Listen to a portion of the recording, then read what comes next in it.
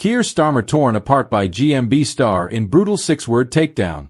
Keir Starmer is set to share an update for the NHS today as a GMB star branded it as a crowd-pleasing announcement. Good Morning Britain was halted this morning as the ITV show delivered an update on Sir Keir Starmer's latest plans for the NHS, and one star said, "He's not telling the whole story." Presenters Ed Balls and Susanna Reid shared that he will be at the Labour conference in Liverpool later today, where he is expected to pledge to create a new NHS online service. He is expected to tell party activists and MPs that by 2027, people will be able to book video consultations with hospital specialists on an app. The Prime Minister says it will help to rebuild Britain, and that a new world is coming. However, GMB correspondent Louisa James warned that what you are going to see today is not going to tell the whole story. Ed asked if the speech will do enough to persuade the doubters. Louisa replied, "Well, I think what you are going to see today is Labour putting on a very good show. The conference hall is going to be packed for Keir Starmer's speech." She added that there will be applause, standing ovations and cabinet ministers lining up afterwards to speak about how good the speech was. The reporter went on, "There will be this crowd-pleasing announcement." Louisa shared that Keir Starmer's online hospital is expected to be online from 2027, and people will be able to go onto the NHS app and book a virtual consultation. It is said to create 8.5 million appointments within the first 3 years. She then bashed the Prime Minister, saying that the whole story won't be told today as a lot of MPs are still not happy about Keir Starmer and his leadership.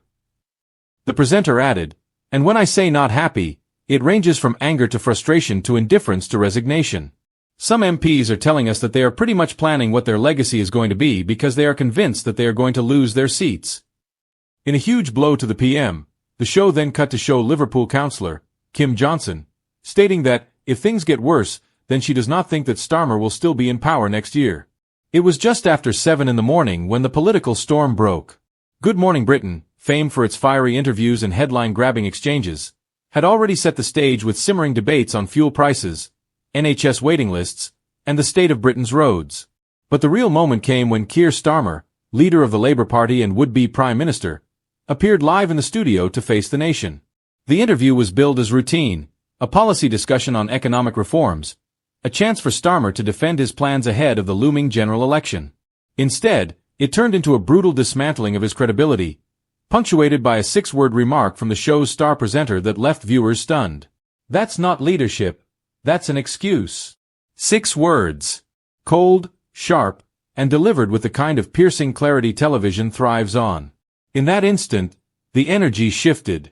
Viewers across the country sat upright on their sofas, toast paused midway to their mouths, because the veneer of calm that Starmer had so carefully cultivated cracked right there on live TV. The calm before the blow.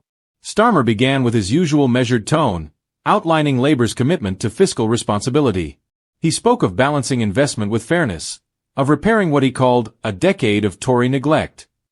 For a while, it seemed he was navigating the interview with ease. But the host was not interested in broad strokes or polished phrases. They pressed on the details. Where would the money come from? How could Labour promise both growth and spending restraint? Why were so many of Starmer's pledges from previous years, on free tuition fees, on public ownership, on wealth taxes, now conspicuously absent? Starmer gave answers, but they were slippery, carefully hedged.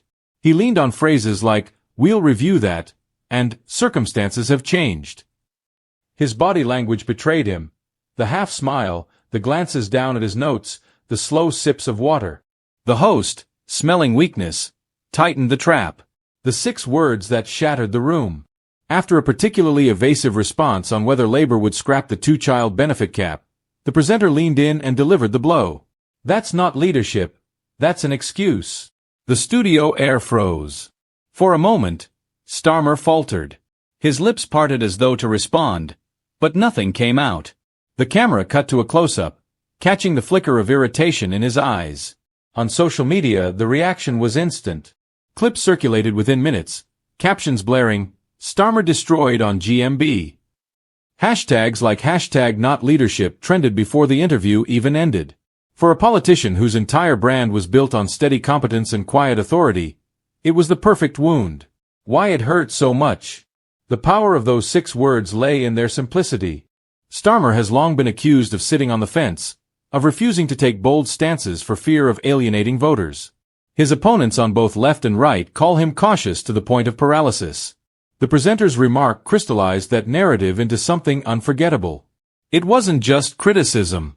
It was judgment. Leadership, they implied, is about conviction, about saying what you believe, even when it's hard. An excuse, by contrast, is a retreat, a smokescreen. In that live exchange, the contrast was drawn, and it was beyond the studio. By mid-morning, political commentators were dissecting the moment like hawks over carrion. Was this Starmer's defining weakness exposed? Did Labour's hopes of reclaiming the working-class vote just take a hit? One columnist noted, if he can't withstand 6 words from a TV presenter, how will he withstand 6 months against Rishi Sunak in an election campaign? Another suggested it was the moment Starmer's aura of inevitability began to crumble. Meanwhile, supporters rallied online. They argued the takedown was unfair, that no serious leader could give absolute answers before seeing the books in government. They accused GMB of chasing ratings rather than substance. But even among allies, there was an uneasy recognition. The clip looked bad. And politics, in the age of social media, is nothing if not about how things look. The anatomy of a television takedown. What made the moment work so powerfully? It wasn't just the words, it was timing, delivery, and contrast. Timing. The presenter waited until Starmer had given multiple non-answers. The audience was already feeling the frustration, and the remark voiced what they were thinking.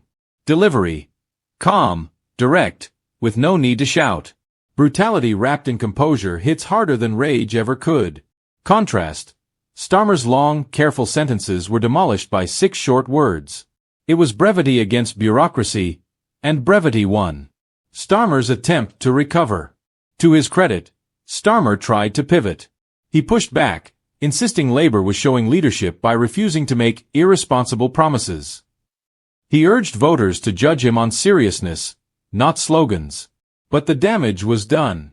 Every answer thereafter sounded like an attempt to claw back dignity. By the end of the segment, the presenter thanked him politely, and Starmer forced a smile. But the headline had already written itself, and it wasn't about policy. The broader implications. This wasn't just a media hiccup. It spoke to the central tension in Starmer's leadership. He wants to present himself as cautious but competent, safe but serious, the opposite of chaos after years of conservative turmoil. Yet moments like this expose the risk of that strategy. Caution can look like cowardice, seriousness like stalling. And when television condenses those perceptions into a single clip, repeated endlessly online, it shapes public consciousness. For undecided voters, Starmer was no longer the lawyerly statesman. He was the man who made excuses. 6 words that may linger. Politics is full of long speeches and thick manifestos, but history remembers the soundbites. Yes, we can. Get Brexit done.